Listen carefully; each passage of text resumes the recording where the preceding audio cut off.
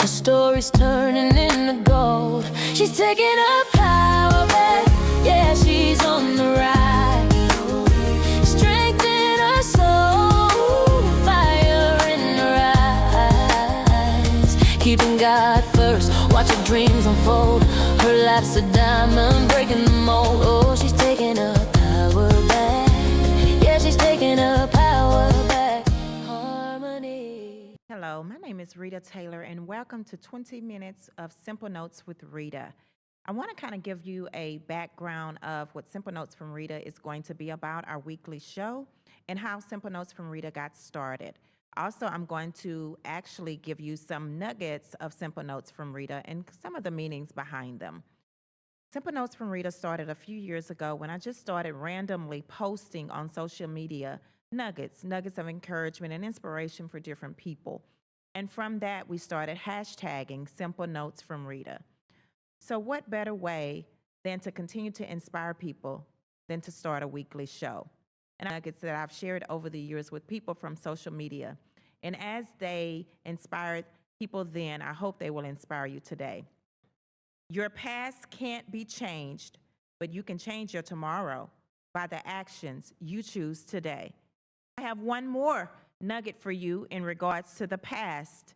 And one of the simple notes from Rita that we posted on social media is the past is gone and tomorrow may never come. So all you really have is now. Embrace and cherish today. And this is what 20 minutes of Simple Notes from Rita will be about. It will be moments of inspiration. It will be moments of faith-filled conversation as well as practical conversations. Conversations with guests that will help you live out a better now and hopefully a more joyful and purposeful future. So weekly, you will get uploads on YouTube, letting you know that a new episode has loaded.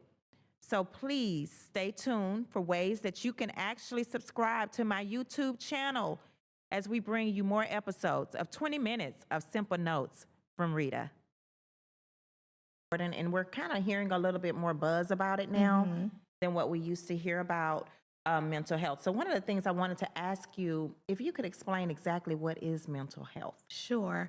Okay, so mental health is basically your emotional, psychological, and your social well-being, right? That's essentially what it is. And so when you think about mental health, you can sort of view it as, I guess you could say, an umbrella with those three main components that are sort of over you, right? And so when you think about the emotional and psychological and social well-being, it's essentially affecting how you think. It affects how you handle stress.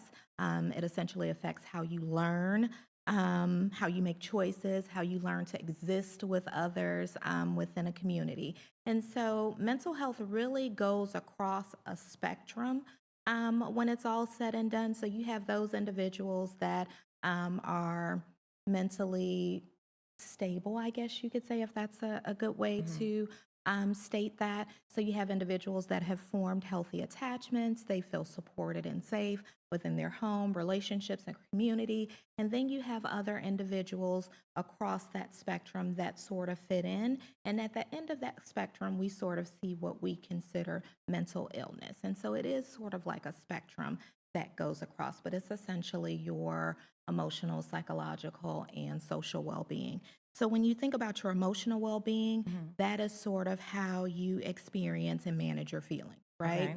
And then when you look at your psychological well-being, those are your thoughts, your beliefs, and your ability to process information. And then when you look at the social well-being, it's your relationship with others and how you fit within your community. Wow. Thank you so much. Because I don't think sometimes when we hear mental health, I don't think everyone understands it. I didn't, coming from a family that really didn't talk about mental health. Because a lot of people, when you hear mental health, you automatically think the bad. Yes. So can you explain to us maybe why there is such negative viewpoints when it comes to mental health, or even just hearing the phrase mental health, people automatically go straight to the negative. There's definitely a stigma surrounding mental health. And when you think about the various industries that are out there, mental health is sort of the newest one. And so a lot of negativity has been associated with it over the past, just because individuals weren't really trained on how to help an individual that may have been suffering from some type of mental breakdown, right? And so what you saw oftentimes were asylums where, individuals were being locked away because they weren't really sure how to handle some of the breaks that individuals were having over time. So what we're now starting to see is there are still stigmas, there, but what we're seeing is a lot more knowledge from professionals like myself and those before me, where we're able to go in and really truly help individuals work through a lot of the issues that they have. Can you tell me what is purpose to you? Wow, what a loaded question, first of all. But let me just say congratulations to you on your new Thank you. platform. And I'm so super proud of you. And thank you for allowing me to come and to share and to talk about purpose. Purpose is not just a word, it is a movement within each and every one of us. It's something that we were born with. We were created for God to endow us with an opportunity to make a change in life, in the world. And a lot of times we carry this on the inside of us, not really knowing how to develop it or really what it is. Life happens for a lot of us, especially as women. Life happens and we get inundated with the day-to-day activities and then the imposter syndrome. What does purpose look like? My purpose should look like hers, or my ideas or whatever should. So when we look at purpose, purpose is the seed in which was planted in each one of us to fulfill in life. Is that God-breathed idea for each one of us to live out what He's chosen us to do, to be the difference and to make a difference in the world. That's good. And I heard you say something. Sometimes with purpose, we get stuck in really comparing. Yeah. And that brings me to my second question. And that question is there a hindrance when we go through what I call a comparison syndrome, where we're always, on social media, we want to compare our lives and where we are now to what we see on social media. So how would that play as a hindrance to us possibly walking according to our God-given purpose? Yeah, it will definitely create a hindrance, because what we don't realize when we see successful people, we don't know the backdrop of what got them there, how long it took them to get them there, or what struggles they had to get them there. And so we come up with this concept that it should look like, what they're doing, instead of really sitting back and maybe even having a conversation with people that we mostly admire. I think that's something that we lack in communities where we are striving to do something. We don't take the time to go back and look at how can we ask those questions. Rita, what took you, down this road? What struggles or what things did you have? So I think the problem or the challenge with that is being able to understand that it does not happen overnight. And then not just in timing, but also in what we see. It does not look like what everybody else is doing. So I think the misconception is just comparing that success equals this. Yes. And I think, when it comes to what God has given you and what He has endowed you to do, there is no replica for it. It doesn't look like, everybody else's, because in reality, everybody's fingerprint is different. When you're arrested, God forbid, a person is arrested. Let's say a person is arrested. Yeah. And the first thing they do is they take your picture, of course, but then they take that fingerprint. Why? Because there is nobody else in the world that has your identity. And so identity crisis is one of those things that paralyzes us, when we're doing comparison. To purpose. And as I mentioned in our opening, sometimes people think that their pain is it's just that, it's pain. But there are moments also that pain can flip and God will turn it and we use it for our purpose. And that is most certainly true. So in life, we look at life as everything is, woe is me. Woe it's me. God, why am I going through this? Why am I going through that? And we fail to realize that God is creating something bigger.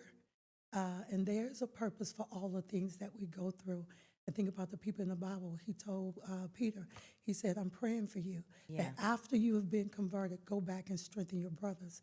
And so we have to move from thinking, oh, woe is me, God is punishing me, or what did I do, to looking at the bigger picture to say, oh, why is God taking me through this, and what can I use it for?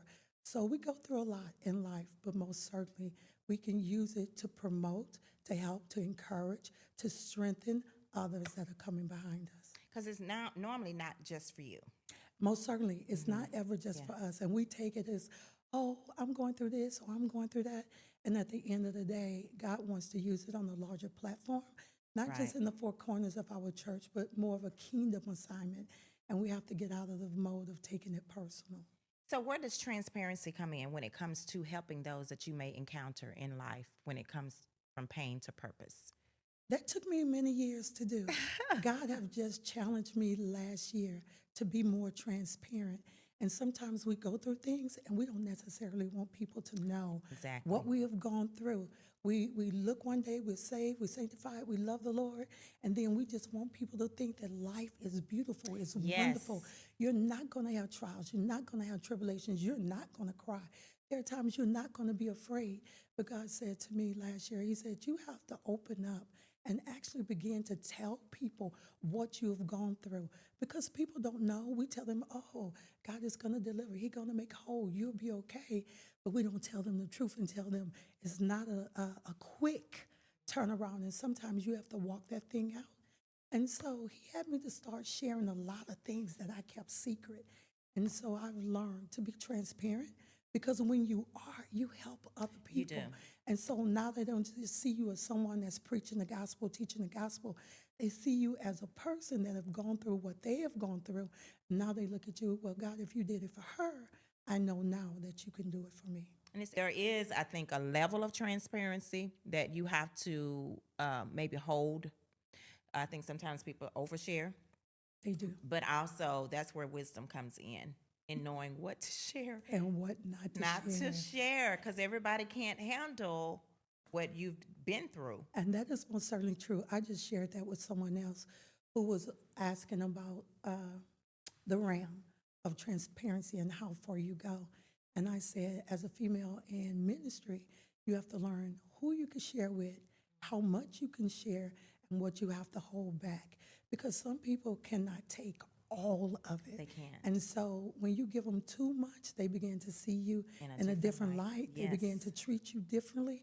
And so you do have to be wise when sharing and knowing how much to share.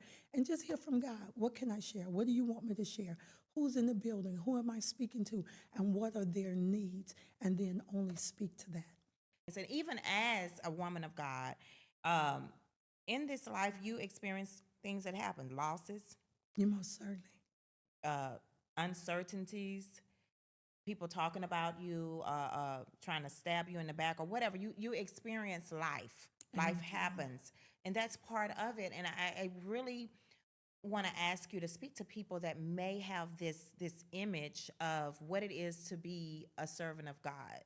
That it's all glory. It's never rain. It's all sunshine. But talk to those people that may have moments of struggle and now they're doubting God. Oh, that's a good one. So last year in February, I was invited to a women's conference. It was very good. Went and spoke, and the challenge before getting there was the fact, my daughter passed away. Yes. And so having one child to pass away, and then the very next year, my oldest son, who is a diabetic, was diagnosed with congestive heart failure, and then kidney failure, and amputation of his feet. And so you go through this, okay, God, I done lost one. And we kind of, it was hard, and I don't want to say champion through it, Yeah. but we made it through it. And now here we go, and we have a second one. And so I became, even preaching and teaching, I was fearful, I was angry, and I was like, I would look at my family and go, all of these people who don't serve you, Yeah. who don't love you, they're not saved, and their children are whole, and their children are doing well, and I'm the one that's serving you, and I love you, and I'm living for you. And it was almost like, how dare you? to you today, just like in Hidden Secrets, Public Shame, there's a character by the name of Cynthia, was running away from her past, but her past caught up with her. And it caught up with her in a way that it brought it out in public, some stuff that she was dealing with and stuff that she was actually into. And it brought it out in public in front of her friends when she had plenty of opportunities to address it in private. Now, some things God is done with. You know what? I've handled this. I'm covering you. This is not something I'm trying to get you to, it's not going to come out. Nobody needs to know about this. I've forgiven it. And thank God he places our sins in the sea of forgetfulness and he remembers them no more. But things that he sees that's holding us back, that's hindering our progression, that's hindering us from being whole. Because sometimes we try to help other people, we try to counsel people, we try to minister to people from a place that's broken. And we minister sometimes to people bleeding, and we're bleeding on people because we're not ready to deal with things that we need to deal with in private and could have dealt with. Sometimes you just need to sit down and heal. Sometimes you really do. It does not take away from your gift. It does not take away from your talent. It does not take away from your call. But what it does show is that you care enough about getting to a place of better and healing, because when you do, and this is what we talk about in the book, when you do, a healed person sees things completely different than an unhealed person. And when you are healed and you are in a place, in a space that's better, where you really love yourself and you understand how much God loves you, then you're not going to be as accessible. You're not going to let everyone accessible to you because you're no longer operating from a broken place. Your perspective changed. I can see clearly now. All of that pain, all of that hurt, it's gone. So with Hidden Secrets, Public Shame, if you have the book, you will see Cynthia's struggles. You will see how her friends, how they gathered around her and they loved her regardless. You will see also the love that God had for her and has for her. You will see the struggles that transferred from childhood to adulthood. So many things that you can see. I'm sure we can all see ourselves in Hidden Secrets, Public Shame. Cynthia's story has become a lot of our stories, but it does not have to end in a bad way. If there's something you're struggling with, if there is something that you feel is weighing you down and have you broken, you're not really functioning from a place and a space of freedom, which whom the Son sets free is free indeed. You're not operating from a place of freedom. You're just going through the motions. That's not God's design for you. There is better, but you have to address what you've been running away from. Another character by the name of Harriet. Harriet is pretty interesting. Sometimes Harriet is overshadowed by Cynthia, Vanessa, and Reggie. But Harriet dealt with something. There was a trigger, actually, on her job. She dealt with something on her job, and it triggered something that wasn't really healed. And because of that trigger, it caused her to spiral, and she became an alcoholic. And looking at her, people probably wouldn't have never thought. But what happened is that happened on her job, it triggered something, and it brought to the forefront something that was never really healed. It was only masked. And because it was not healed and it was only masked, she turned to what she thought would help her cope. And sometimes that's what we do. We pick up on things. Sometimes you become a shopaholic. Sometimes you eat. All you do is eat because you're trying to mask that you need to address. You're trying to mask what is hurting you. So you mask it with food. You mask it with shopping. You mask it going from one relationship to the next. And guess what? You also mask it with ministry. You keep yourself indulged and engaged in ministry opportunities. That way you won't have to address what really needs to be addressed. But that's not how we want to go through 2026. I don't care how challenging it is, how hurtful it is to have to deal with it. If it's holding you back, if it's hindering you, if it's keeping you from a place and a space of peace, address it. Let God address it. He'll give you how to address it, what to share, what not to share, because you have to be wise in being transparent. And he will also send you the help that you need to get to that space. Will you take the courage today, if needed, to call someone for help? Will you take the courage and admit, hey, I need to take a break. I need this space to get to a place of better. And all of this comes from Hidden Secrets Public Shame, which can be purchased on Amazon, paperback as well as hardback. This is another 20 minutes of Simple Notes from Rita. And if I was to leave a simple note with you today, it would be take courage. Oh, she's taking